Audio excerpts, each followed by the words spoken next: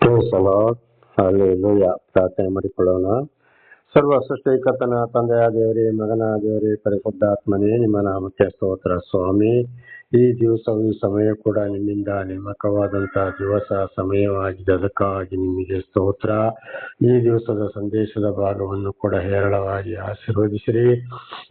ನಿಮ್ಮ ಪವಿತ್ರ ಆತ್ಮರ ಮೂಲಕ ನಡೆಸುವುದಕ್ಕಾಗಿ ನಿಮಗೆ ಸ್ತೋತ್ರ. ಇವತ್ತು ವಾರದ ಕೊನೆಯ ದಿವಸವಾಗಿದೆ, ಶನಿವಾರ ಸಬ್ಬತ್ತು ದಿವಸವಾಗಿದೆ, ಪಾಪಗಳಿಗಾಗಿ ಪಶ್ಚಾತ್ತಾಪ ಪಡುವ ದಿವಸವಾಗಿದೆ. ಪ್ರತಿಯೊಬ್ಬರನ್ನು ಕ್ಷಮಿಸಿರಿ, ನಿಮ್ಮ ಸಾಕ್ಷಿಗಳನ್ನಾಗಿ ಮಾರ್ಪಡಿಸಿರಿ. ನಿಮ್ಮಿಂದಲೇ ಪಾಪ ಪರಿಹಾರ, ರಕ್ಷಣೆ ಹೊರತು ಇನ್ನು ಯಾರಿಂದಲೂ ರಕ್ಷಣೆ ಇಲ್ಲ ಸ್ವಾಮಿ. ನೀವೊಬ್ಬರೇ ದೇವರು, ನೀವೇ ಪರಮಾತ್ಮನು, ಭಗವಂತನು, ಯೇಸು ಕ್ರಿಸ್ತನು, ಅಲ್ಲಾಹ್ ಅಕ್ಬರು ಆಗಿದ್ದೀರಿ. ಸರ್ವ ಸೃಷ್ಟಿಕರ್ತನು ನೀವೇ. ನಿಮ್ಮೆಲ್ಲ ಉಪಕರಣಗಳಿಗಾಗಿ ಕೃತಜ್ಞತಾ ವಂದನೆಗಳು. ಯೇಸುವಿನ ನಾಮದಲ್ಲಿ ಪ್ರಾರ್ಥಿಸಿದ್ದೇನೆ ನಮ್ಮ ತಂದೆ, ಆಮೇನ್. ಇದನ್ನು ಕೇಳುತ್ತಿರುವ ನನ್ನ ಸಹೋದರ ಸಹೋದರಿ, ನಿಮಗೂ ನನ್ನ ಹೃದಯಪೂರ್ವಕವಾದಂತಹ ನಮಸ್ಕಾರಗಳು. ದೇವರು ಈ ದಿವಸವು ನಿಮ್ಮನ್ನು, ನಿಮ್ಮ ಮಕ್ಕಳನ್ನು ಎಲ್ಲರನ್ನು ಕ್ಷಮಿಸಿರಿ, ದೇವರ ಆಶೀರ್ವಾದದಲ್ಲಿ ನಡೆಸಲಿ. ಈ ದಿವಸದ ಸಂದೇಶವು ಕೂಡ ನೆಹೆಮೀಯ 9ನೇ ಅಧ್ಯಾಯ 16ರಿಂದ. ನೆಹೆಮೀಯ 9:16. ದೇವರ ನಾಮಕ್ಕೆ ಸ್ತೋತ್ರವಾಗಲಿ. ಹಲ್ಲೆಲೂಯಾ. ನಲ್ಲಿವರೆಗೆ ನಾವು ನೋಡ್ಕೊಂಡಿದ್ದೇವೆ ಎಲ್ಲವನ್ನ. ಇಸ್ರಾಯೇಲರನ್ನು ದೇವರು ರಕ್ಷಿಸ್ತಾ ಬಂದ್ರು ಅಂತ. ಹಾಗೆ ನಮ್ಮನ್ನು ಕೂಡ ದೇವರು ಇವತ್ತು ಬೇಗ ಆರಿಸಿಕೊಂಡು ರಕ್ಷಿಸ್ತಾ ಬಂದಿದ್ದಾರೆ. ಪಾಪಗಳಿಂದ ಬಿಡುಗಡೆ ಮಾಡಿದ್ದಾರೆ, ದೇವರ ಮಾರ್ಗದಲ್ಲೇ ನಡೆಸ್ತಾರೆ. ಕೆಲವರನ್ನು ಮಾತ್ರ, ಬೇಕಾದವರನ್ನು ಮಾತ್ರ, ಆದ್ರೆ ಎಲ್ಲರನ್ನು ಇಲ್ಲ ಅಂತೇಳಿ ಹಿಂದೆ ಕೂಡ ನಾವು ಅನೇಕ ಸಲ ನಾವು ತಿಳಿದುಕೊಂಡಿದ್ದೇವೆ. ಆದ್ರೆ ದೇವರು ಯಾರನ್ನ ತಳ್ಳಿಬಿಟ್ಟದ್ದಾರೋ, ಆರಿಸಿಕೊಳ್ಳುವುದಿಲ್ಲವೋ ಅವರಿಗೂ ಬೇಕಾಗಿದ್ದು ಎಲ್ಲವನ್ನ ಕೊಡ್ತಾ ಇದ್ದಾರೆ. ಆದ್ರೆ ದೇವರ ಒಂದು ಜ್ಞಾನ, ತಿಳುವಳಿಕೆ ಅಂತವರಿಗೆ ಇಲ್ಲ. ಯಾರ್ಯಾರು ಬೇಕೋ ಅವರನ್ನು ಮಾತ್ರ ಆರಿಸಿಕೊಂಡು ನಡೆಸ್ತಾ ಇದ್ದಾರೆ. ಆದ್ರೆ ಇವತ್ತು ಬಹಳ ಜನ ಇದ್ದಾರೆ, ದೇವರನ್ನ ಅರಿತುಕೊಂಡವರು, ವಿಗ್ರಹಾರಾಧನೆ ಮಾಡೋರು, ಹೋಮ ಪೂಜೆ ಪುಸ್ಕಾರ ಮಾಡೋರು, ತಪ್ಪಾಗಿ ಬೋಧನೆ ಮಾಡೋರು.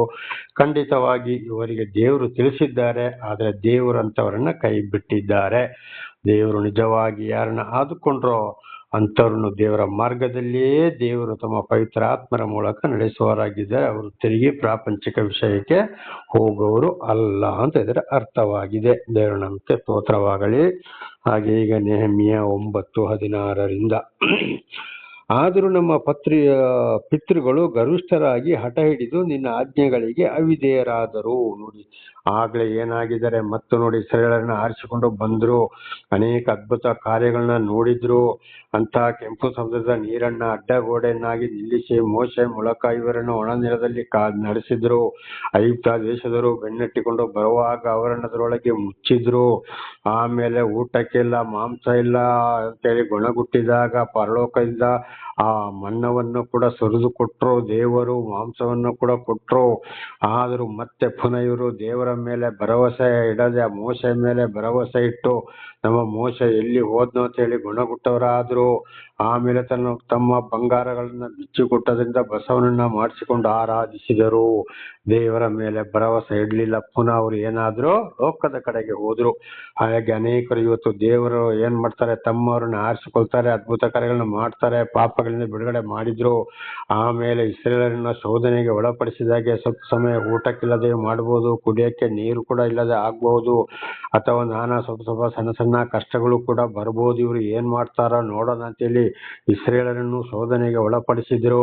ಹಾಗೆ ಇವತ್ತು ದೇವರು ಆದುಕೊಂಡವರನ್ನು ಕೂಡ ದೇವರು ಅದೇ ರೀತಿ ಒಳಪಡಿಸುವವರಾಗಿದ್ದಾರೆ. ಆದರೆ ಖಂಡಿತವಾಗಿ ದೇವರ ನಾಮಕ್ಕೆ ಸ್ತೋತ್ರವಾಗಲಿ. ದೇವರಿಂದ ಯಾರು ಆಯ್ಕೆಗೊಂಡಿದ್ದಾರೆ, ದೇವರಿಗೆ ಯಾರು ಬೇಕು ಅಂತೇಳಿ ದೇವರು ಆರಿಸಿಕೊಳ್ತಾರೋ ಅಂಥವ್ರನ್ನ ಶೋಧನೆಗೆ ಒಳಪಡಿಸಿದ್ರು ಕೂಡ, ಸೈತಾನನ ಮೂಲಕ ಶೋಧನೆ ಒಳಪಡಿಸಿದ್ರು, ಅವರ ಪರವಾಗಿ ದೇವರು ನಿತ್ತವರನ್ನು ಜಯಿಸ್ತಾರೆ. ಉದಾಹರಣೆಗೆ ಯೋಬನನ್ನು ಸೈತಾನನ ಮೂಲಕ ಶೋಧಿಸಿದ್ರು, ಸೈತಾನನಿಗೆ ಬಿಟ್ಟು ಕೊಟ್ರು, ಅವನ ಪ್ರಾಣವನ್ನೇ ಮುಟ್ಟಬೇಡ ಅಂತ ಹೇಳಿದ್ರು, ಶರೀರವನ್ನು ಅವನ ಹೆಂಡತಿ ಮಕ್ಕಳು ಆಸ್ತಿಯನ್ನು ಒಪ್ಪಿಸಿಕೊಟ್ರು, ಸರ್ವವು ಇಲ್ಲದಾಯಿತು. ಆದರೆ ಸೈತಾನನಿಗೆ ಸೋಲನ್ನು ಉಂಟು ಮಾಡುವುದಕ್ಕೋಸ್ಕರ ದೇವರು ಯೋಬನ ಪರವಾಗಿ ನಿಂತರು. ಅದುವೇ ಇವತ್ತು ಕೂಡ ನಡೀತಾ ಇದೆ. ದೇವರ ನಾಮಕ್ಕೆ ಸ್ತೋತ್ರವಾಗಲಿ. ಆದರೆ ಇಸ್ರಾಯೇಲರು ಹಾಗೆ ಮಾಡಲಿಲ್ಲ. ಸಂಪೂರ್ಣವಾಗಿ ತಿರುಗಿ ವಾಪಸ್ ದೇವರು ಬೇಕು, ದೆವ್ವನು ಬೇಕು ಅಂತೇಳಿ ಹಠ ಹಿಡಿದು ಹೋದ್ರು. ಹಾಗೆ ಇವತ್ತು ಅನೇಕರು ನಾವು ಕ್ರೈಸ್ತರು, ನಾವು ದೇವರ ಮಕ್ಕಳು, ನಾವು ಬ್ರಾಹ್ಮಣರುಗಳು, ನಾವು ಮಠಾಧೀಶರು, ನಾವು ಪೂಜಾರಿಗಳು ಅಂತ ಹೇಳಿಕೊಂಡು ಚೆನ್ನಾಗಿ ಅರಿತುಕೊಂಡು ಕೂಡ ವಿಗ್ರಹಾಧನೆ, ಮಾಟ, ಮಾಯ, ಮಂತ್ರ, ದಶಾಜ್ಞೆ, ವ್ಯಭಿಚಾರಗಳು, ಕದಿಯೋದು, ಸುಳ್ಳು ಹೇಳುವಂಥದ್ದು, ಮೋಸ ಮಾಡುವಂಥದ್ದು, ದೇವರಿಗೆ ವಿರುದ್ಧವಾಗಿ ನಡ್ಕೊಂಡು ನಾನಾ ರೀತಿಯಲ್ಲಿ ಸಂಪಾದನೆ ಮಾಡಕ್ಕೆ ನೋಡುವಂಥದ್ದು ಇದುವೇ ಆಗಿದೆ. ಅವರು ಗರ್ವಿಷ್ಠರಾಗಿದ್ದು ಆಜ್ಞೆಗಳಿಗೆ ಅವಿಧೇಯರಾಗಿರುವುದು ನಮಗೆ ಸ್ತೋತ್ರವಾಗಲಿ. ಹಲ್ಲೆಲೂಯ. ಆಗಿದ್ದು ಎಲ್ಲಾ ಧರ್ಮಗಳಲ್ಲಿ, ಎಲ್ಲಾ ಗ್ರಂಥಗಳಲ್ಲಿ ಇದುವೇ ಇದೆ. ಎಲ್ಲವೂ ಒಂದೇ ರೀತಿಯಲ್ಲಿ ಬರೆಯಲ್ಪಟ್ಟಿದೆ. ಆದ್ರೆ ಯಾರು ಕೈಗೊಂಡು ನಡೆಯುವುದಿಲ್ವೋ ಅವರು ಅವಿಧೇಯರಾದರೂ ದೇವರವರನ್ನ ಕೈ ಬಿಟ್ಟಿದ್ದಾರೆ. 1 ಪೇತ್ರ 4ನೇ ಅಧ್ಯಾಯ 6ನೇ ವಚನದಲ್ಲಿ ಕೂಡ ಓದುವಾಗ ಪೇತ್ರನ ಮೂಲಕ ಕೂಡ ಯೇಸುಸ್ವಾಮಿ ಅದನ್ನೇ ಹೇಳಿದ್ದಾರೆ. ಜೀವಿತ ಕಾಲದಲ್ಲಿಯೇ ಗೊತ್ತಾಗ್ತದೆ ಅವರು ಯಾವ ಕಡೆಗೆ ಹೋಗಿದ್ದಾರೆ, ದೇವರು ಸ್ವೀಕಾರ ಮಾಡಿದ್ದಾರೋ ತಳ್ಳಿ ಬಿಟ್ಟಿದ್ದಾರೋ ಎಂಬುದಾಗಿ. ಅದಕ್ಕೆ ಸೀನಾಯಿ ಬೆಟ್ಟದಲ್ಲಿ 10 ದಶಾಜ್ಞೆಗಳನ್ನ ದೇವರು ಕೊಟ್ಟಿದ್ದು. ದೇವರ ನಾಮಕ್ಕೆ ಸ್ತೋತ್ರವಾಗಲಿ. ಹಲ್ಲೆಲೂಯ. ಅದನ್ನೇ ಕೂಡ ಬಸವಣ್ಣ ಕೂಡ ಹೇಳಿದ್ದು. ಅದು ನನಗೆ ಸರಿ ಬರ್ತಾ ಇಲ್ಲ. ಕಳಬೇಡ, ಕೊಳಬೇಡ, ಅನ್ಯರಿಗೆ ಏನು ತೊಂದರೆ ಮಾಡಬೇಡ, ಸುಳ್ಳು ಹೇಳಬೇಡ ಅಂತೇಳಿ ಬಸವಣ್ಣ ಕೂಡ ಅದನ್ನೇ ಹೇಳಿದ್ದು. ಬುದ್ಧನು ಕೂಡ ಅದನ್ನೇ ಹೇಳಿದ್ದು. ದೇವರ ನಾಮಕ್ಕೆ ಸ್ತೋತ್ರವಾಗಲಿ. ಕುರಾನಲ್ಲಿ ಕೂಡ ಅದೇ ಬರೆಯಲ್ಪಟ್ಟಿದೆ. ಮಹಾಭಾರತದಲ್ಲಿ ಶ್ರೀಕೃಷ್ಣ ಪರಮಾತ್ಮನು ಅದನ್ನೇ ಹೇಳಿದ್ದು. ಬೈಬಲಲ್ಲಿ ಕೂಡ ಅದನ್ನೇ ಹೇಳಿದೆ. ಎಲ್ಲ ಒಂದೇ ದಾರಿಯಲ್ಲಿ ಹೋಗ್ತಾ ಇದ್ದಾವೆ. ದೇವರ ನಾಮಕ್ಕೆ ಸ್ತೋತ್ರವಾಗಲಿ. ಹಾಗೆ ಇವತ್ತು ಕೂಡ ಅನೇಕರು ಏನ್ ಮಾಡ್ತಾ ಇದ್ದಾರೆ, ಈ ಕಡೆ ಆ ದೇವರು, ಈ ದೇವರು, ಆ ಪೂಜೆ, ಈ ಪೂಜೆ, ಆ ಅಮ್ಮ, ಈ ಅಮ್ಮ ಅಂತ ಹೇಳ್ಕೊಂಡು ಭಾನುವಾರ ಬಂತಂದ್ರೆ ಮಾತ್ರ ದೇವಾಲಯ ಪ್ರಾರ್ಥನೆ ಮಾಡ್ಕೊಳ್ತಾ ಇದ್ದೀವಿ. ಯಾಕೆ ಅವರು ಲಾಭಕ್ಕೆ, ನಮ್ಗೇನಾದ್ರು ಒಳ್ಳೇದಾಗ್ಲಿ, ನಮ್ಗೆ ಲಾಭ ಸಿಕ್ಲಿ ಅಂತ ಹೇಳುವಂಥದಕ್ಕೆ ಮಾತ್ರ. ಬಾಕಿ ಎಲ್ಲ ಸೈತಾನನ ಕಡೆಗಿದ್ದಾರೆ, ಲೋಕದ ಕಡೆಗೆ. ಇದುವೇ ಗರಿಷ್ಠರಾಗೋದು, ಆಜ್ಞೆಗಳಿಗೆ ಅವಿಧೇಯರಾಗಿರೋದು. ಆದ್ರೆ ಕಷ್ಟ, ಸಂಕಟ, ದುಃಖಗಳಿಂದ ಹೊರಬರಲು ಸಾಧ್ಯವಿಲ್ಲ. ಇಂಥವ್ರನ್ನ ದಯವಿಟ್ಟು ಹಿಂಬಾಲಿಸಬಾರದು ಅಂತ ಇದರ ಅರ್ಥ. 17ನೇ ವಚನ. ನೀನವರ ಮಧ್ಯದಲ್ಲಿ ಮಾಡಿದ ಮಹತ್ಕಾರ್ಯಗಳನ್ನು ಅವರು ಮರೆತು ಮಾತು ಕೇಳದೆ ಹಠ ಹಿಡಿದು ತಮಗೊಬ್ಬ ನಾಯಕನನ್ನು ನೇಮಿಸಿಕೊಂಡು ಮುಂಚಿನಂತೆ ದಾಸರಾಗಿರುವುದಕ್ಕಾಗಿ ಐಗುಪ್ತಕ್ಕೆ ಹಿಂದಿರಬೇಕೆಂದಿದ್ದರು. ದೇವರ ನಾಮಕ್ಕೆ ಸ್ತೋತ್ರವಾಗಲಿ. ನೋಡಿ, ಅವ್ರು ಏನ್ ಮಾಡಿದ್ರು, ದೇವರು ನಮ್ಮನ್ನ ಇಷ್ಟರ ಮಟ್ಟಿಗೆ ನಡೆಸಿಕೊಂಡು ಬಂದ್ರು. ದೇವರಿಗೆ ರೂಪವಿಲ್ಲ, ಆತ್ಮ ಸ್ವರೂಪನಾಗಿ ಇನ್ನಾದ್ರೂ ನಮ್ಮನ್ನು ನಡೆಸ್ತಾರೆ. ಖಂಡಿತವಾಗಿ ದೇವರು ನಮ್ಮನ್ನು ಕೈ ಬಿಡುವುದಿಲ್ಲ ಅಂತ ಒಂದು ಧೈರ್ಯದಿಂದ ನಿತ್ರ ಇಲ್ಲ. ಆರೋನನಿಗೆ ಏನ್ ಹೇಳಿದ್ರು, ನಮ್ಗೊಂದು ನಾಯಕನನ್ನು ನೇಮಿಸಿಕೊಡು ಮುಂದೆ ಹೋಗಿ ಮಾಡ್ಲಿಕ್ಕೆ ಅಂತ. ಅದುವೇ ವಿಗ್ರಹ ಬಂತು, ಅದುವೇ ಸೈತಾನ್. ಹಾಗೆ ಇವತ್ತು ಏನ್ ಮಾಡ್ತಾ ಇದ್ದಾರೆ ಅನೇಕರು, ದೇವರು ಈಗಾಗಲೇ ಹಿಂದೆ ಹೇಳಿದಾಗ ಅಂಥವ್ರಿಗೆಲ್ಲ ಯಾರು ನಾಯಕನಾಗಿದ್ದಾನೆ? ಸೈತಾನ ನಾಯಕನಾಗಿದ್ದಾನೆ. ದೇವರ ಮೇಲೆ ನಿಜವಾದ ಭರವಸೆ ಇಟ್ಟಿದ್ದರೆ ಸರ್ವ ಸೃಷ್ಟಿಯನ್ನ ನೋಡ್ಕೊಂಡು ಗ್ರಂಥದಲ್ಲಿ ಬರೆದಿರೋದು ನಡೀತಾ ಇರುವಾಗೆಲ್ಲವನ್ನ ತಿಳ್ಕೊಂಡಿದ್ರೆ ಅವರು ಖಂಡಿತವಾಗಿ ಯಾವ ನಾಯಕನ ಮೇಲೆ, ಜನರ ಮೇಲೆ ಭರವಸೆ ಇಡುತ್ತಿರಲಿಲ್ಲ. ಯಾಕೆಂದ್ರೆ ಸರ್ವ ಸೃಷ್ಟಿಯ ಭಗವಂತ ಪರಮಾತ್ಮನು ಆತ್ಮ ಸ್ವರೂಪನು. ಆತನೇ ಬಲಾಢ್ಯನು, ಮಾರ್ಗವು, ಸತ್ಯವು, ಜೀವವು, ಪ್ರಾರಂಭವು, ಸಮಾಪ್ತಿಯು ಪ್ರತಿಯೊಂದು ಅವರೇ ಆಗಿದ್ದಾರೆ. ಆದ್ದರಿಂದ ದೇವರ ಮೇಲೆ ಮನಸ್ಸು ಇಡ್ತಾ ಇದ್ರು. ಹಾಗೆ ಇವತ್ತು ಕೂಡ ಏನ್ ಮಾಡ್ತಾ ಇದ್ದಾರೆ, ಅನೇಕರು ದೇವರನ್ನ ಬಿಟ್ಟು ಮನುಷ್ಯರ ಮೇಲೆ ನಂಬಿಕೆ ಇಟ್ಟಿದ್ದಾರೆ. ಅವರು ನಮಗೆ ಗುಣ ಮಾಡ್ತಾರೆ, ಇವರು ಗುಣ ಮಾಡ್ತಾರೆ, ಅವರು ತಲೆ ಮೇಲೆ ಕೈ ಇಟ್ಟರೆ ಆಶೀರ್ವಾದ ಬರ್ತದೆ, ಇವರು ತಲೆ ಮೇಲೆ ಕೈ ಇಟ್ಟರೆ ಆಶೀರ್ವಾದ ಬರ್ತದೆ, ಅವರಲ್ಲಿ ಪವಿತ್ರಾತ್ಮ ಇರುವುದು, ಇವರ ಮೇಲೆ ಪವಿತ್ರಾತ್ಮ ಇರುವುದು ಅಂತೇಳಿ ಖಂಡಿತವಾಗ್ಲೂ ಅಲ್ಲ. ಕೆಲವೊಂದು ಮನುಷ್ಯರನ್ನ, ಉದಾಹರಣೆಗೆ ನನ್ನ ಕೂಡ ದೇವರು ಏನ್ ಮಾಡಿದ್ರು, ಸುವಾರ್ತೆ ಸಾರುವುದಕ್ಕೆ ಸಾಕ್ಷಿಯನ್ನಾಗಿ ನೇಮಕ ಮಾಡಿಕೊಂಡ್ರು ವಿನಃ ನಾನು ಯಾರ ಮೇಲೆ ತಲೆ ಮೇಲೆ ಕೈ ಇಟ್ಟು ಏನ್ ಮಾಡಿದ್ರು ಒಂದು ನಡೆಯೋದಿಲ್ಲ. ದೇವರ ವಿಷಯವನ್ನು ತಿಳಿಸುವುದಕ್ಕೆ ದೇವರು ನನ್ನನ್ನು ಆರಿಸಿಕೊಂಡರು.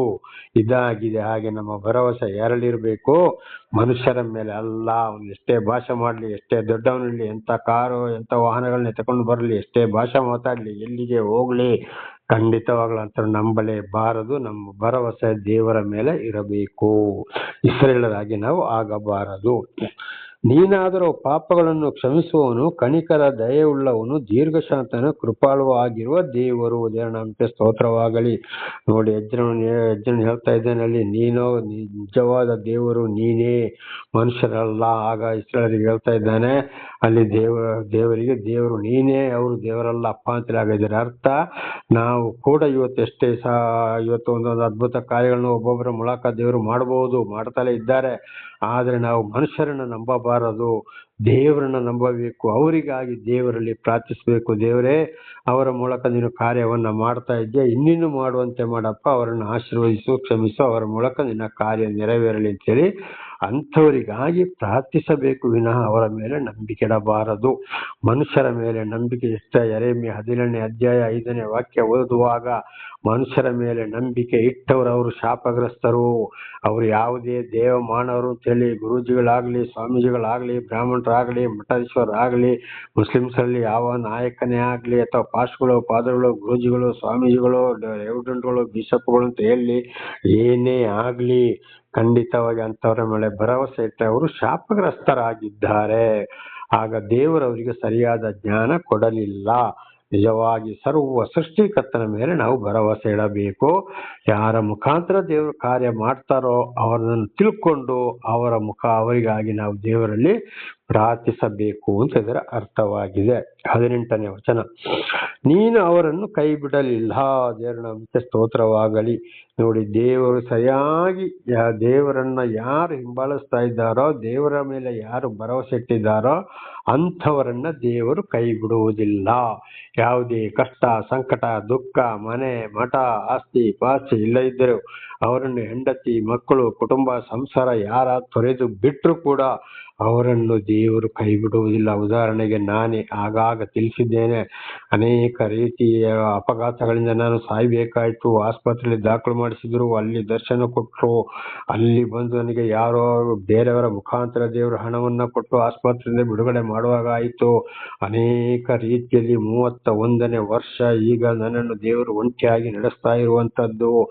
ದೇವರು ಇಲ್ಲಿವರೆಗೆ ನನ್ನ ಬಿಡ್ಲಿಲ್ಲ, ಈಗಲೂ ಬಿಡುತ್ತಾ ಇಲ್ಲ. ಬೇಕಾಗಿದ್ದ ಎಲ್ಲವನ್ನು ತಕ್ಕ ಸಮಯಕ್ಕೆ ಕೊಟ್ಟಾಗಿ ನನ್ನ ನಡೆಸ್ತಾ ಇದ್ದಾರೆ. ಒಂದೊಂದು ಕಾಯಿಲೆ ಕಸಗಳು ಬಂದಾಗ ಪ್ರಾರ್ಥಿಸಿದಾಗ ದೇವರು ಗುಣ ಮಾಡಿದವರು ಮಾಡುವವರು ಕೂಡ ಆಗಿದ್ದಾರೆ. ದೇವರ ನಾಮಕ್ಕೆ ಸ್ತೋತ್ರವಾಗಲಿ. ಹಲ್ಲೆಲೂಯಾ. ಒಂದು ಸೊಂಟದಲ್ಲಿ ಡಿಸ್ಕ್ ಪ್ರಾಬ್ಲಮ್ ಬಂದು 3 ಡಾಕ್ಟರ್ಗಳು ಹೆದರಿ ಹೋದ್ರು.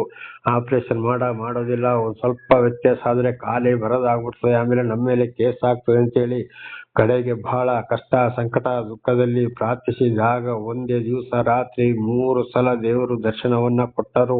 ಇದು ಬೈಬಲ್ ಇರುವ ವಾಕ್ಯವೇ ಆಗಿದೆ. ಅಲ್ಲಿಂದ ಕಡೆಗೆ ಏನಾಯ್ತು, ಆ ಸೊಂಟನು ಗುಣಮುಖರಾಯಿತು. ದೇವರ ನಾಮಕ್ಕೆ ಸ್ತೋತ್ರವಾಗಲಿ. ಈಗಲೂ ಒಂದೊಂದು ಸಾರಿ ಬರ್ತಾ ಇರ್ತದೆ, ಸಣ್ಣದಾಗಿ ಬರ್ತಾ ಇದ್ದಾಗಲ್ಲಿ ಕೈ ಇಟ್ಟು ಪ್ರಾರ್ಥಿಸಿದಾಗ ಅದು ಗುಣವಾಗ್ತದೆ. ದೇವರು ಮೊನ್ನೆ ಕೂಡ ಇತ್ತೀಚೆಗೆ 1 ವಾರದ ಹಿಂದೆ ಕೂಡ ಇದು ನಡೆದು ಹೋಯಿತು. ಹಾಗೆ ಅನೇಕ ರೀತಿಯ ಅಪಘಾತಗಳಿಂದಲೂ, ಮರಣದ ಪಾಶಗಳಿಂದಲೂ, ಶತ್ರುಗಳ ಕೈಯಿಂದಲೂ ಬಿಡಿಸಿ ನನ್ನ ಕಾಪಾಡಿದರು. ದೇವರ ನಾಮಕ್ಕೆ ಸ್ತೋತ್ರವಾಗಲಿ. ಕೊಲೆ ಮಾಡ್ಲಿಕ್ಕೆ ಅದನ್ನು ಓಡಿಸಿದ್ರು. ಕಡೆಗೆ ಅವರ ಶವ ಇಂಥ ಯಾರು ಓಡಿಸಿಕೊಂಡು ಬಂದು ಅವರ ಶವ ನೀರಿನಲ್ಲಿ ತೇಲಾಡುವಂತ ಪರಿಸ್ಥಿತಿ ಕೂಡ ಬಂದು ಹೋಯಿತು. ಅನೇಕರು ಈ ಲೋಕವನ್ನು ಬಿಟ್ಟೇ ಹೋದರು. ದೇವರ ನಾಮಕ್ಕೆ ಸ್ತೋತ್ರ. ನನ್ನ ಪರವಾಗಿ ದೇವರು ನನ್ನ ವಿರೋಧಿಗಳಿಂದ ಯುದ್ಧ ಮಾಡಿದ್ದಾರೆ.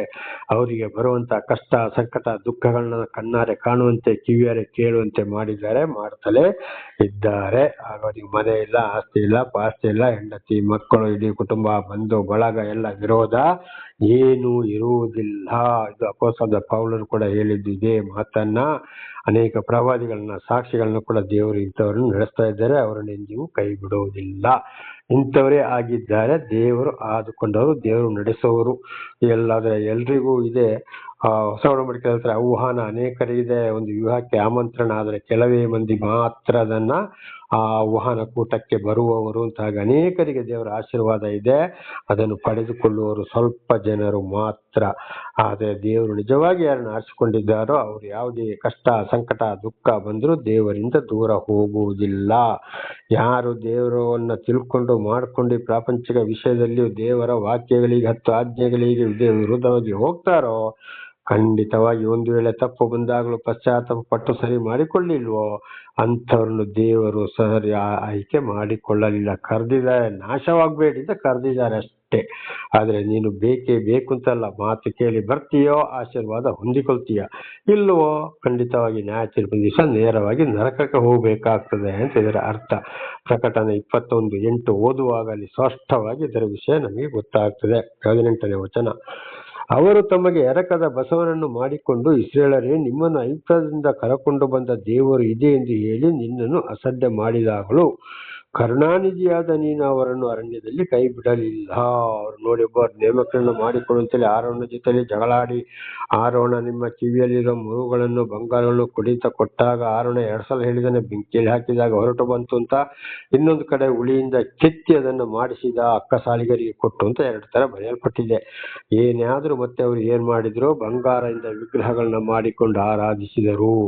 ಬಂಗಾರದ ವಿಗ್ರಹ ಆಗ್ಲಿ, ವಜ್ರ ಆಗ್ಲಿ, ವೈಡೂರ್ಯ ಆಗ್ಲಿ ಅದೇನಾದ್ರು ಮಾತಾಡ್ತದ, ಮೂಗಿದೆ, ಉಸಿರಾಡ್ತದ, ಬಾಯಿದೆ, ಮಾತಾಡ್ತದ, ಅದ್ರೊಳಗೆ ಸ್ವರ ಇದೆ, ಕೈ ಇಡ್ತದ, ಕೊಡ್ತದ, ತೆಕೊಳ್ತದ, ಕಾಲಿದೆ, ನಡೆದಾಡ್ತದ, ಕಣ್ಣು ಮುಚ್ಚಿ ಮುಚ್ಚಿ ಬಿಡ್ತದ, ಒಂದು ಕಡೆಯಿಂದ ಒಂದು ಕಡೆಗೆ ನಡ್ಕೊಂಡು ಹೋಗ್ತದ? ಇಲ್ಲ, ಅದನ್ನು ಹೊತ್ತುಕೊಂಡೇ ಹೋಗಬೇಕಾಗ್ತದೆ ಅಥವಾ ಎತ್ತಿಕೊಂಡು ಹೋಗ್ಬೇಕಾಗ್ತದೆ. ಬಂಗಾರ ಆಗಲಿ, ಮಾಣಿಕವೇ ಆಗಲಿ, ವಜ್ರವೇ ಆಗಲಿ, ಯಾವುದೇ ಆಗಲಿ ಅದು ವಿಗ್ರಹ.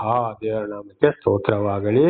ಖಂಡಿತವಾಗಿ ಅನೇಕರು ಕೂಡ ಇವತ್ತು ದೇವರನ್ನ ಆರಾಧಿಸಿಕೊಂಡು ನಾವು ಕ್ರಿಶ್ಚಿಯನ್ಗಳು, ನಾವು ಅಂತವರು, ನಾವು ಇಂಥವ್ರು ಅಂತ ಹೇಳಿಕೊಂಡು, ಉದಾಹರಣೆಗೆ ಬ್ರಾಹ್ಮಣರು, ಮಠಾಧೀಶ್ವರರು ಅಂತ ಹೇಳಿಕೊಂಡು ಶಿವ, ಈಶ್ವರ, ಪರಮೇಶ್ವರ, ಶ್ರೀನಿವಾಸ, ಶ್ರೀಕೃಷ್ಣ ಪರಮಾತ್ಮ ಅಂತ ಹೇಳಿಕೊಂಡು ಇರುವ ಸೃಷ್ಟಿಗತ ದೇವರೆಲ್ಲವೂ ಹೌದು. ಆದರೆ ವಿಗ್ರಹಗಳಿಗೆ ಮೊರೆ ಹೋಗ್ತಲೇ ಇದ್ದಾರೆ. ಅನೇಕರನ್ನು ಈ ರೀತಿ ನಾಶಕ್ಕೆ ತಗೊಂಡು ಹೋಗ್ತಾ ಇದ್ದಾರೆ. ಆದ್ದರಿಂದ ನನ್ನ ಸಹೋದರ ಸಹೋದರಿ ಬಹಳ ಎಚ್ಚರವಾಗಿರಬೇಕು. ದೇವರಿಗೆ ರೂಪವಿಲ್ಲ, ವಿಗ್ರಹದನೆ ಮಾಯ ಮಂತ್ರಕ್ಕೆ ಹೋಗೋದಿಲ್ಲ. ಒಂದು ವೇಳೆ ಹೋಗಿದ್ದರೆ ನಿಮಗೆ ಗೊತ್ತಿಲ್ಲದೆ ತಪ್ಪಾದ ಬೋಧನೆಯನ್ನು ಕೇಳಿ ಹಾಗೆ ಮಾಡಿದ್ರೆ ಖಂಡಿತವಾಗಿ ಪಶ್ಚಾತ್ತಾಪ ಪಡಬೇಕಾಗಿದೆ. ಈ ನೆಹೆಮಿಯ 9ನೇ ಅಧ್ಯಾಯ ಪೂರ್ತಿ ಪಶ್ಚಾತ್ತಾಪದ ಒಂದು ವಚನಗಳಾಗಿವೆ. ಅದರಿಂದ ದಯವಿಟ್ಟು ಪಶ್ಚಾತ್ತಾಪಪಟ್ಟು ದೇವರ ಕೋಪದಿಂದ ಬಿಡುಗಡೆ ಮಾಡಬೇಕು. ದೇವರ ನಾಮಕ್ಕೆ ಸ್ತೋತ್ರವಾಗಲಿ. ಹಲ್ಲೆಲೂಯಾ. ಇಸ್ರಾಯೇಲರನ್ನ ಅರಣ್ಯದಲ್ಲಿ ಅವರು ನಡೆಸ್ತಾ ಇರುವಾಗ 40 ವರ್ಷ ನಡೆಸಿದ್ರು. ಅವರು ಮಾಡಿದ ತಪ್ಪಿಗಾಗಿ ಅವರಿಗೆ ಸ್ವಲ್ಪ ಶಿಕ್ಷೆಯನ್ನು ಕೊಟ್ಟರು. ಆದರೂ ತಿಳಿಸ್ತಾ ಬಂದರು.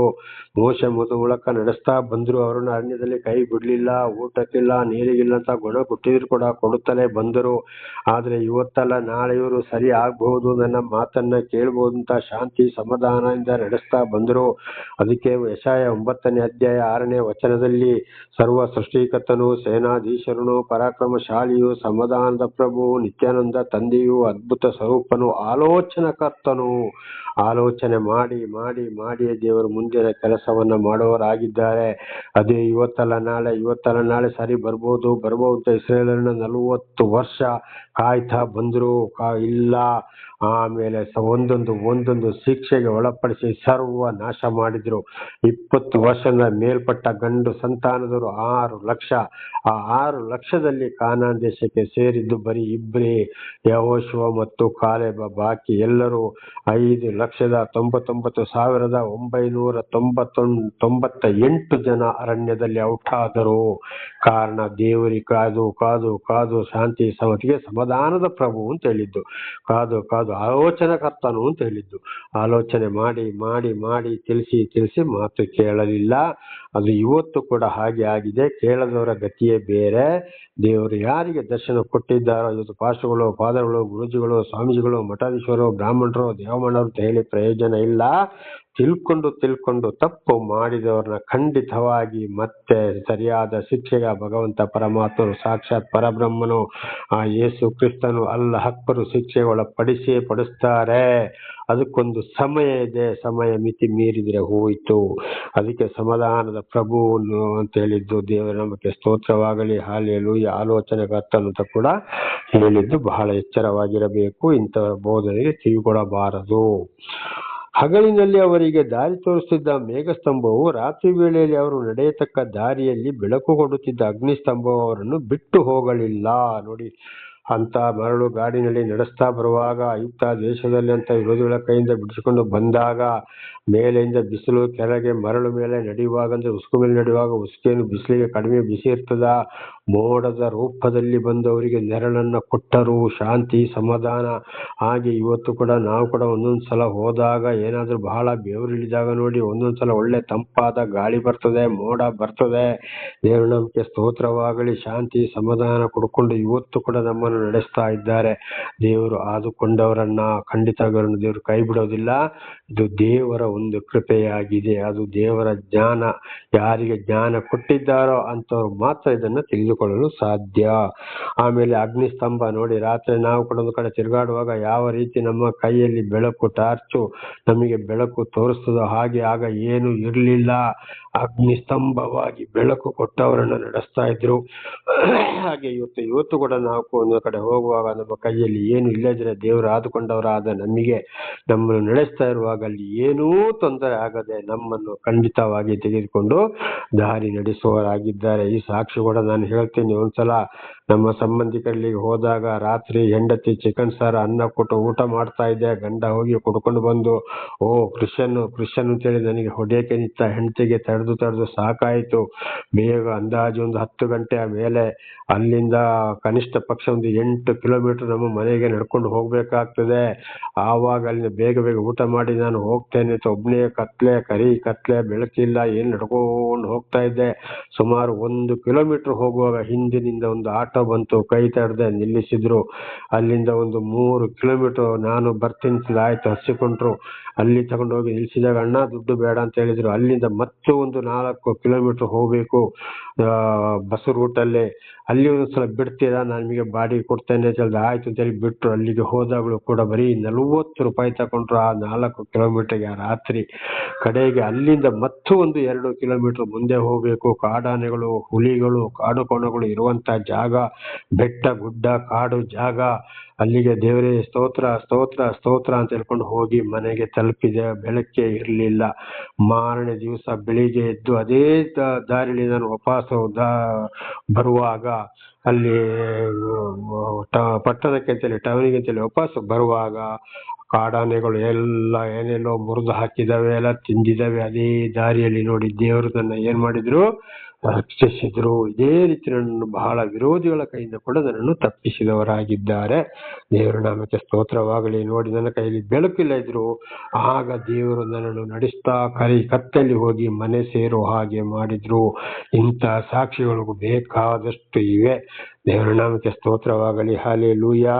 ದೇವರು ಸರಿಯಾಗಿ ಯಾರನ್ನು ಆದಿಕೊಳ್ತಾರೋ ಅವರನ್ನು ಈಗಲೂ ಅಗ್ನಿಸ್ತಂಭ ಮೇಘಸ್ತಂಭವಾಗಿ ನಡೆಸ್ತಾ ಇದ್ದಾರೆ. ಇದನ್ನ ತಿಳಿದುಕೊಳ್ಬೇಕಾದ್ರೆ ದೇವರಿಂದ ಜ್ಞಾನ ಪಡೆದವರಿಗೆ ಮಾತ್ರ ಸಹಾಯ. ಅಂತವ್ರು ಏನೇ ಆದ್ರೂ, ಎಂತ ಕಷ್ಟ ಸಂಕಟ ದುಃಖ ಬಂದು ದೇವರನ್ನ ಬಿಟ್ಟು ಹೋಗುವುದಿಲ್ಲ. ಒಂದು ವೇಳೆ ಈ ವಾಕ್ಯಗಳನ್ನ ಸಾಕ್ಷಿಗಳನ್ನು ಕೇಳಿದಾಗ ತಪ್ಪಿ ಹೋಗಿದ್ದೇವೆ ಅಂತ ಅರ್ಥ ಆದ್ರೆ ದಯವಿಟ್ಟು ಸರ್ವ ಸೃಷ್ಟಿಕರ್ತನಾದ ದೇವರಲ್ಲಿ ಖಂಡಿತವಾಗಿ ಪಾಪ ನಿವೇದನೆ ಮಾಡಿಕೊಳ್ಳಿ, ಪಾಪವನ್ನ ಬೇಡಿಕೊಳ್ಳಿರಿ. ದೇವರಿಂದ ದೂರ ಹೋಗಿದ್ದೆ ದೇವರೇ ನನ್ನನ್ನು ಸೇರಿಸಿಕೊಪ್ಪ ಅಂತ ಹೇಳಿ ಪ್ರಾರ್ಥಿಸಿಕೊಳ್ಳಿ. ದೇವರು ಎಂದಿಗೂ ಕೈ ಬಿಡೋದಿಲ್ಲ. ಯೋಹಾನ 6ನೇ ಅಧ್ಯಾಯ 37ನೇ ವಚನದಲ್ಲಿ ಓದುವಾಗ ನನ್ನ ಬಳಿಗೆ ಬಂದವರನ್ನ ನಾನು ಎಂದಿಗೂ ತಳ್ಳಿ ಬಿಡುವುದಿಲ್ಲ ಅಂತ ಹೇಳಿದ್ದಾರೆ. ಗೊತ್ತಿಲ್ಲದೆ ಸುಳ್ಳು ಬೋಧನೆಯನ್ನ ಕೇಳಿ ದೇವರಿಂದ ದೂರ ಹೋಗಿದ್ರೆ, ಪ್ರಾಪಂಚಿಕ ವಿಷಯಕ್ಕೆ ಹೋಗಿದ್ರೆ, ಪಶ್ಚಾತ್ತಾಪ ಪಟ್ಟು ಮತ್ತೆ ಅವರನ್ನು ಹಿಂಬಾಲಿಸದೆ ಸರಿಯಾದ ಸತ್ಯ ಸುವಾರ್ತೆ ದೇವರ ಮಾತನ್ನ ಕೇಳಿ ಆ ದೇವರ ಬಳಿಗೆ ಅಂದ್ರೆ ಪರಮಾತ್ಮನ ಬಳಿಗೆ, ಭಗವಂತನ ಬಳಿಗೆ, ಸರ್ವೇಶ್ವರ ಪರಮೇಶ್ವರ ಶ್ರೀಕೃಷ್ಣ ಪರಮಾತ್ಮನ ಮಾತು, ಶ್ರೀಮನ್ನಾರಾಯಣನ ಮಾತು ಅಲ್ಲಿ ಕೇಳಿದ್ರೆ, ಯೇಸು ಕ್ರಿಸ್ತರ ಮಾತು, ಯೆಹೋವ ದೇವರ ಮಾತು ಎಲ್ಲವೂ ಒಂದೇ ಆಗಿದೆ ಕೇಳಿದಾಗ ಅಲ್ಲಿ ಸರ್ವ ಸೃಷ್ಟಿಕರ್ತನಾದ ದೇವರೇ ಅಂತ ಹೇಳಿಬಿಟ್ಟು ಪ್ರಾರ್ಥಿಸಿದಾಗ ಖಂಡಿತವಾಗಿ ದೇವರು ಕ್ಷಮಿಸುವವರಾಗಿದ್ದಾರೆ. ದೇವರ ನಾಮಕ್ಕೆ ಸ್ತೋತ್ರ. 20ನೇ ವಚನ, ಅವರಿಗೆ ಉಪದೇಶಿಸಲು ನಿನ್ನ ಒಳ್ಳೆ ಆತ್ಮನನ್ನು ಕೊಟ್ಟೆ. ದೇವರ ನಾಮಕ್ಕೆ ಸ್ತೋತ್ರ. ನೋಡಿ, ಅವರಿಗೆ ಇಸ್ರಾಯೇಲರಿಗೆ ದೇವರು ಏನ್ ಮಾಡಿದ್ರು, ಅವರಿಗೆ ಸರಿಯಾಗಿ ಉಪದೇಶ ಮಾಡಲು ಅನೇಕ ಪ್ರವಾದಿಗಳನ್ನು ಮೋಶೆಯನ್ನು ಕೊಟ್ಟರು. ಪ್ರಥಮವಾಗಿ ಅಲ್ಲಿಂದ ಮೋಶೆ ಕಾಲ ತೀರಿದಾಗೆ ಒಂದೊಂದು ಪ್ರವಾದಿಗಳನ್ನು ಕೊಡ್ತಾ ಬಂದರು. ಅನೇಕ ಅರಸರುಗಳನ್ನ ಆರಿಸಿಕೊಂಡು ಅರಸರುಗಳು ಏನ್ ಮಾಡಿದ್ರು, ಹಿಂದೆ ವಿಗ್ರಹಾರಾಧನೆಗೆ ಓದಿ ಶಿಕ್ಷೆಯನ್ನು ಅನುಭವಿಸಿದ್ರು. ಆದ್ರೆ ಅಲ್ಲಿ ಒಳ್ಳೆ ಆತ್ಮವನ್ನ ಕೊಟ್ಟೆ. ನೋಡಿ, ಮೋಶೆ ಕಾಲ ಹೋಯ್ತು. ಅಲ್ಲಿ ಹೋದಾಗ ಅಲ್ಲಿ ಏನ್ ಮಾಡಿದ್ರು, ಮತ್ತೆ ಯೆಹೋಶುವನನ್ನು ಕೊಟ್ರು. ಹಾಗೆ ಯೆಶಾಯ, ಯೆರೆಮೀಯ, ಯೆಜ್ಕೇಲನನ್ನು ಕೂಡ ಕೊಟ್ಟರು ಉಪದೇಶ ಮಾಡಲು. ಅನೇಕ ಪ್ರವಾದಿಗಳನ್ನು ಹಳೆ ಒಡಂಬಡಿಕೆಯಲ್ಲಿ ನಾವು ನೋಡ್ತೇವೆ. ಹೊಸ ಒಡಂಬಡಿಕೆಯಲ್ಲಿ ಕೂಡ ನೋಡಿ, ಮತ್ತಾಯನ ಮೂಲಕ, ಮಾರ್ಕನ ಮೂಲಕ, ಲೂಕನ ಮೂಲಕ, ಯೋಹನ್ನ, ಯಾಕೋಬ, ಪೇತ್ರ, ಸ್ವತಃ ದೇವರೇ ಮನುಷ್ಯನ ಅವತಾರವೆತ್ತಿ ಬಂದು ಯೇಸುವೆಂಬ ನಾಮದಲ್ಲಿ ಬಂದಾಗ ಬೋಧನೆಯನ್ನ ಮಾಡಿದ್ರು. ಇದು ಒಳ್ಳೆ ಆತ್ಮಗಳು. ಆ ಒಳ್ಳೆ ಆತ್ಮಗಳು ಏನ್ ಮಾಡಿದರು? ಸುಳ್ಳು, ಅವರು ಯಾವುದೇ ಆಸ್ತಿ ಪಾಸ್ತಿ ಈ ಲೋಕದ ವಿಷಯಗಳಿಗೆ ಆಸೆ ಪಡ್ಲಿಲ್ಲ. ನೇರವಾಗಿ ಸರ್ವ ಸೃಷ್ಟಿಕರ್ತನಾದಂತ ದೇವರ ವಾಕ್ಯವನ್ನ ಮಾತ್ರ ತಿಳಿಸಿದರು. ದೇವರ ನಾಮಕ್ಕೆ ಸ್ತೋತ್ರವಾಗಲಿ. ಇವರೇ ಒಳ್ಳೆ ಆತ್ಮಗಳಾಗಿದ್ದಾವೆ. ಹಾಗೆ ಇದರಲ್ಲಿ ತಿಳ್ಕೊಳ್ಬೇಕಂತ ಅವಶ್ಯ. ಇವತ್ತು ಸರಿಯಾದ ದೇವರ ಗ್ರಂಥಗಳಲ್ಲಿ ಇದ್ದಿದ್ದಿನ ಇದ್ದಾಗೆ ಹೇಳಿ ಗದರಿಸುತ್ತಾ ಎಚ್ಚರಿಸುತ್ತಾ ಯಾರು ಹೋಗ್ತಾರೋ ಅವರೇ ನಿಜವಾಗಿ ಒಳ್ಳೆಯ ಆತ್ಮ. ಅವರು ದೇವರಿಂದ ಆಯ್ಕೆಗೊಂಡಿದ್ದಾರೆ. ಇದನ್ನು ಬಹಳ ಸಲ ಹೇಳಿದಾಗೆ, ಈ ಕಡೆ ದೇವರು ಬೇಕು, ಪ್ರಪಂಚವೂ ಬೇಕು, ಅಲಂಕಾರ ಬೇಕು, ಸ್ಟೈಲು ಬೇಕು ಅಂತೇಳಿ ಹೋಗೋರು ಒಳ್ಳೆ ಆತ್ಮಗಳಲ್ಲ. ಅವರು ಸೈತಾನ್ನಿಂದ ಪ್ರೇರಿತವಾದ ಆತ್ಮಗಳಾಗಿದ್ದಾರೆ. ಆದ್ರೆ ಇದ್ದಿದ್ದನ್ನ ಇದ್ದಾಗೆ ಹೇಳುತ್ತಾ ಎಚ್ಚರಿಸ್ತಾ ಗದರಿಸ್ತಾ ಬೈಕೊಂಡು ಯಾರು ಹೋಗ್ತಾರೋ ಒಳ್ಳೆ ವಿಷಯಗಳಿಗಾಗಿ ಇವರಾಗಿದ್ದರೆ ಒಳ್ಳೆ ಆತ್ಮ. ಅದನ್ನೇ ಇಲ್ಲಿ ಹೇಳಿದ್ದು, ಅವರಿಗೆ ಉಪದೇಶಿಸಲು ನಿನ್ನ ಒಳ್ಳೆ ಆತ್ಮವನ್ನು ಕೊಟ್ಟೆ ಅಂತ ಇದರಲ್ಲಿ ತಿಳ್ಕೊಳ್ಬೇಕು. ದೇವರ ನಾಮಕ್ಕೆ ಸ್ತೋತ್ರ. ಅವರ ಬಾಯಿಂದ ಮನ್ನವನ್ನು ಹಿಂದೆಗೆಯಲಿಲ್ಲ. ಅವರ ಬಾಯಿಂದ ಮನ್ನ ಅಂದ್ರೆ ಏನು? ದೇವರು ಇಸ್ರಾಯೇಲರಿಗೆ ನಡ್ಸ್ಕೊಂಡು ಬರುವಾಗ ಊಟಕ್ಕಿಲ್ಲ ಅಂತ ಕೊರಗಿದಾಗ ಅವ್ರು ಏನ್ ಮಾಡಿದ್ರು? ಮನ್ನವನ್ನ ಕೊಟ್ಟರು ಪರಲೋಕದಿಂದ. 40 ವರ್ಷ ಒಂದು ದಿವಸ ಸುರಿಸಿದಂತ ಮನ್ನ 40 ವರ್ಷ ಊಟ ಮಾಡುವಾಗೆ ದೇವರು ಕೊಟ್ರು. ಹಾಗೆ ಇದು ಇವತ್ತು ಏನಾಗಿದೆ? ದೇವರ ವಾಕ್ಯ ಮನ್ನವಾಗಿದೆ. ಅದುವೇ ನಿಜವಾಗಿ ಇವತ್ತು ಜೇನಿಗಿಂತಲೂ ಸಿಹಿಯಾದದ್ದು ಅದುವೇ. ಅದಕ್ಕಿಂತ ಒಳ್ಳೆ ಮನ್ನ ಯಾವುದು ಇಲ್ಲ. ಅಂದ್ರೆ ನಮ್ಮನ್ನು ನಿತ್ಯ ಜೀವಕ್ಕೆ ತೆಗೆದುಕೊಂಡು ಹೋಗುವಂತ ಮನ್ನ ಇದುವೇ ಆಗಿದೆ. ದೇವರ ವಾಕ್ಯ ಪರಲೋಕಕ್ಕೆ ಹೋಗುವಂಥದ್ದು, ಶಾಂತಿ ಸಮಾಧಾನ ಕೊಡುವಂಥದ್ದು, ಎಲ್ಲ ಕೇಡು ಗಂಡಾಂತರ ಮರಣದ ಪಾಶ ಶತ್ರುಗಳ ಕೈಯಿಂದ ಪಾಪದಿಂದ ಬಿಡುಗಡೆ ಮಾಡುವಂತ ಮನ್ನವೇ ದೇವರ ವಾಕ್ಯವಾಗಿದೆ. ದೇವರ ನಾಮಕ್ಕೆ ಸ್ತೋತ್ರವಾಗಲಿ. ಹಾಗೆ ಅವರಿಗೆ ನಿಜವಾದಂಥವರಿಗೆ ಸರಿಯಾದ ಜ್ಞಾನವನ್ನ ಕೊಟ್ಟು ಅವರು ನಡೆಯುವ ಹಾಗೆ ಇತರರಿಗೆ ಉಪದೇಶಿಸಲು ಕೂಡ ಇಂಥ ಒಂದು ಮನ್ನವನ್ನ ಕೊಡ್ತಾ ಇದ್ದಾರೆ. ಇವುಗಳು ಕೂಡ ಅದುವೇ ನಡೀತಾ ಇದೆ. ಅದನ್ನೇ ಈಗ ಹೇಳಿದ್ದು ಹಿಂದೆ. ಖಂಡಿತವಾಗಿ ದೇವರ ಆಯ್ಕೆ ಕೊಂಡವರು ಇದ್ದಿದ್ದಿನ ಇದ್ದ ಹಾಗೆ ಇಬ್ಬಾಯಿ ಕತ್ತಿಗಿಂತಲೂ ಹರಿತವಾಗಿ ಪೆಟ್ಟು ಒಂದು ತುಂಡು ಎರಡು ಮುಲಾಜಿಲ್ಲದೆ ಮಾತಾಡೋರಾಗಿದ್ದಾರೆ. ಇದುವೇ ದೇವರ ಮನ್ನಾ. ದೇವರ ನಾಮಕ್ಕೆ ಸ್ತೋತ್ರ. 21 ಬಾಯಾರಿದಾಗ ಅವರಿಗೆ ನೀರನ್ನು ಕೊಟ್ಟೆ. ನೋಡಿ, ಅವ್ರು ಏನ್ ಮಾಡಿದ್ರು? ಬಾಯಾರಿತು ಅವರಿಗೆ. ಇಸ್ರಾಯೇಲಿಗೆ ಬೇಕಾದಾಗ ಅವರಿಗೆ ಇನ್ನೊಂದು ಮನ್ನ ಅಂದ್ರೆ ಹೊಟ್ಟೆಸ್ದಾಗ ಮಣ್ಣನ್ನು ಕೊಟ್ಟರು. ಬಾಯಾರಿದಾಗ ಅವರಿಗೆ ನೀರನ್ನು ಕೂಡ ಕೊಟ್ಟರು. ಹಾಗೆ ಇವತ್ತು ದೇವರಿಂದ ಆಯ್ಕೆಗೊಂಡವರಿಗೆ, ದೇವರು ಯಾರನ್ನ ಆರಿಸಿಕೊಳ್ತಾರೋ ಅವರಿಗೆ ಸಮಯಕ್ಕೆ ಸರಿಯಾದ ಒಂದಲ್ಲ ಒಂದು ರೀತಿಯಲ್ಲಿ ಯಾವುದಾದ್ರು ದಿವಸಕ್ಕೆ ಬೇಕಾದ ಆಹಾರವನ್ನು ನೀರನ್ನು ಕೂಡ ಕೊಡುವವರಾಗಿದ್ದಾರೆ. 40 ವರ್ಷ ಅವರನ್ನು ಅರಣ್ಯದಲ್ಲಿ ಸಾಕುತ್ತಾ ಇದ್ದಿ. ನೋಡಿ, ಅವರು ಕೆಂಪು ಸಮುದ್ರದ ದಾಟಿಸಿದ ಮೇಲೆ ಕಾನಾನ್ ದೇಶಕ್ಕೆ ಸೇರಬೇಕಾದ್ರೆ ಬರೀ 40 ದಿವಸ ಬೇಕಾಗಿದ್ದು. ಇದು ಹಿಂದಿನ ಸಂದೇಶದಲ್ಲಿ ಕೂಡ ನಾವು ತಿಳಿದುಕೊಂಡಿದ್ದೇವೆ. ಆದರೆ ಅವರು ದೇವರ ಮಾತನ್ನು ಕೇಳದ ಕಾರಣ ಒಂದು ದಿವಸಕ್ಕೆ ಒಂದು ವರ್ಷದಂತೆ 40 ದಿವಸಕ್ಕೆ 40 ವರ್ಷ ಅವರನ್ನು ದಂಡಿಸಿದ್ರು. ಆದ್ರೆ ಅವರಿಗೆ ಬೇಕಾದ ಅನ್ನ ಆಹಾರವನ್ನ ನೀರನ್ನು ಕೊಟ್ಟು ಸಾಕ್ತಾ ಬಂದ್ರು. ಇದು ಹಿಂದೆ ಕೂಡ ನಾವು ಈಗ ಸ್ವಲ್ಪ ಸಮಯದ ಹಿಂದೆ ತಿಳ್ಕೊಂಡಿದ್ದೇವೆ. ಆದ್ರೂ ದೇವರು ಕ್ಷಮಿಸ್ತಾ ಶಾಂತಿ ಸಮಾಧಾನದ ಪ್ರಭು ಆಲೋಚನಾಕರ್ತನು ನೋಡಿ ಯೋಚನೆ ಮಾಡಿ ಮಾಡಿ ಕೊಡ್ತಾ ಬಂದ್ರು, ಸಾಕ್ತಾ ಬಂದ್ರು. ಹಾಗೆ ಇವತ್ತು ಕೂಡ ತಪ್ಪಿ ಹೋದಾಗ ಏನ್ ಮಾಡ್ತಾರೆ? ಸಾಕ್ತಾ ಬರ್ತಾರೆ, ಕೊಡ್ತಾ ಬಂದರೆ ಸರಿಯಾಗಿ ದೇವರು ಯಾರನ್ನು ಆರಿಸಿಕೊಂಡಿದ್ದಾರೆ ಅವರ ಮುಖಾಂತರ ಒಳ್ಳೆ ಆತ್ಮನನ್ನು ಕೊಟ್ಟು ತಿಳಿಸ್ತಾ ಬರ್ತಾರೆ. ಒಂದು ವೇಳೆ ಕೇಳದೆ ಹೋದರೆ ಪೆಟ್ಟು ಮಾತ್ರ ಖಂಡಿತ. ಹಿಂದೆ ನಾವೀಗ ತಿಳ್ಕೊಂಡ ಹಾಗೆ ಅವರಿಗೆ ಯಾವ ಕೊರತೆ ಇರಲಿಲ್ಲ. ಅವರ ಬಟ್ಟೆಗಳು ಜೀರ್ಣವಾಗಲಿಲ್ಲ, ಕಾಲುಗಳು ಬಾತು ಹೋಗಲಿಲ್ಲ. ನೋಡಿ, 40 ವರ್ಷ ಅವರನ್ನು ದಂಡಿಸಿದಾಗ ಅವರಿಗೆ ಯಾವ ಕೊರತೆಗಳು ಇರಲಿಲ್ಲ. ಅವರ ಬಟ್ಟೆಗೂ ಊಟಕ್ಕೂ ನೀರು ಕೊಡ್ಲಿಕ್ಕೂ ಅವರಿಗೆ ಯಾವುದೇ ತೊಂದರೆಗಳಿರಲಿಲ್ಲ. ಅವರ ಬಟ್ಟೆಗಳು ಜೀರ್ಣವಾಗಲಿಲ್ಲ, ಅವರಿಗೆ ಆ ಬಟ್ಟೆಗಳು ಹರಿದು ಹೋಗಲಿಲ್ಲ, ಹಾಳಾಗ್ಲಿಲ್ಲ, ಕಾಲುಗಳು ಬಾತು ಹೋಗಲಿಲ್ಲ. ನಡೆದಾಗಲೂ ಕೂಡ ತಿರುಗಾಡ್ತಾ ಇದ್ರು. 40 ವರ್ಷ ಅರಣ್ಯದಲ್ಲಿ ಕಾಲ ಕಳೀತಿದ್ರು, ಕಾಲು ಕೂಡ ಬಾತು ಹೋಗ್ಲಿಲ್ಲ. ಅವರನ್ನು ದೇವರೇ ಕಾಪಾಡಿದ್ರು. ನಿಜವಾದ ದೇವರ ಆಶೀರ್ವಾದ ಇದೆ. ಆದ್ರೆ ಇವತ್ತು ದೇವರು ಆದುಕೊಂಡಾಗ ತಪ್ಪು ಮಾಡಿದಾಗಲೂ ಸರಿಯಾಗಿ ಆರಿಸಿ ಯಾರ ದೇವರ ಆತ್ಮ ಯಾರ ಮುಖಾಂತರ ಇದೆಯೋ ಅಂತ ಅವರನ್ನು ಕಳುಹಿಸಿ ಕಠಿಣವಾಗಿ ತಿಳಿಸ್ತಾರೆ, ಮಾತಾಡ್ತಾರೆ, ಬೈತಾರೆ, ಗದರಿಸ್ತಾರೆ, ಎಚ್ಚರಿಸ್ತಾರೆ. 40 ವರ್ಷ ಶಾಂತಿ ಸಮಾಧಾನದಲ್ಲಿ ಇದ್ದರೂ ದೇವರು ಇವತ್ತಲ್ಲ ನಾಳೆ ಬರ್ತಾರೆ ಇವರು ನನ್ನ ಮಾತನ್ನ ಕೇಳ್ತಾರೆ ಎಂಬುದಾಗಿ ಸಮಾಧಾನದಿಂದ ಆಲೋಚನೆ ಮಾಡಿ ಒಂದೇ ಸಲ ಅವರನ್ನು ಶಿಕ್ಷೆಗೆ ಒಳಪಡಿಸಲಿಲ್ಲ, ನಾಶ ಮಾಡಲಿಲ್ಲ. ಈಗಲೂ ಅದುವೇ ಮಾಡ್ತಾ ಇದ್ದಾರೆ. ತಪ್ಪಿ ಹೋಗಬೇಡಿ, ಅವರ ಮಾತು ಕೇಳಬೇಡಿ, ಇವರ ಮಾತು ಕೇಳಬೇಡಿ, ದಯವಿಟ್ಟು ಬನ್ನಿ. ಅವರು ಸುಳ್ಳು ಬೋಧಕರು, ಅವರ ಆಸ್ತಿ ಪಾಸ್ತಿ ಬೆಳ್ಳಿ ಬಂಗಾರಕ್ಕಾಗಿ, ಅವರ ಹೆಂಡತಿ ಮಕ್ಕಳ ಜೀವನಕ್ಕಾಗಿ ಸುಳ್ಳು ಹೇಳ್ತಾರೆ. ದೇವರ ವಾಕ್ಯ ಈ ರೀತಿ ಇದೆ, ಇದಕ್ಕಾಗಿ ನಿಮಗೆ ಈ ರೀತಿ ಶಿಕ್ಷೆ ಬಂದಿದೆ. ದಯವಿಟ್ಟು ಸರ್ವ ಸೃಷ್ಟಿಕರ್ತನಾದ ದೇವರ ಪರಮಾತ್ಮನ ಬಳಿಗೆ, ಭಗವಂತನ ಬಳಿಗೆ, ಯೇಸು ಕ್ರಿಸ್ತರ ಬಳಿಗೆ ನೀವು ತಿರುಗಿಕೊಳ್ಳಿರಿ ಎಂಬುದಾಗಿ ತಿಳಿಸ್ತಾರೆ.